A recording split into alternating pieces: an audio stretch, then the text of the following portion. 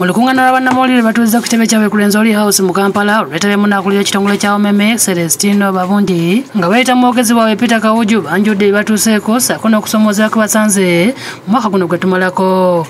Okusinziira Kawuju basobodde okumaliriza amabiro g'amasannyalaze okuli erya Buko n'okutuusa amasannyalaze mu bibangizi by'amakolero omuli Ttuntu Industrial Park e Mbale, MMP Industrial Park e Bwikwe, Kapeeka Industrial Park n'amalala mangi. Clock Tower nawo tulinawo substation ngeno yo egenda kukola kinene nnyo okutuyamba okulaba nti essundiro ly'amazzi eggaba lina amasannyalaze kumpi ssaawa 24.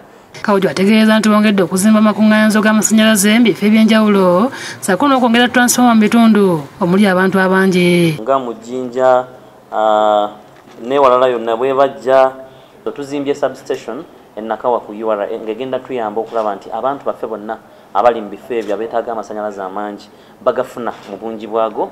Ayogedde ku ngeri gye baweereza mu bannayuganda wakati mu kusomoozebwa okw'ekirwadde kya COVID-19.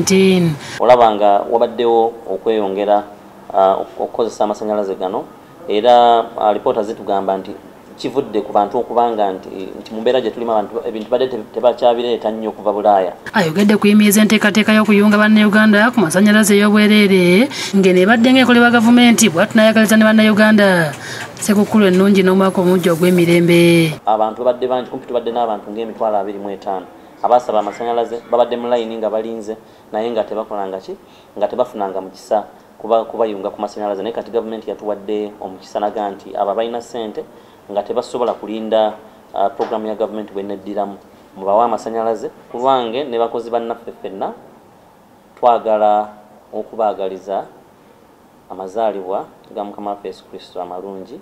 Procopio Siromo yakusakidde eggulu lino ku lwa Bukedde TV.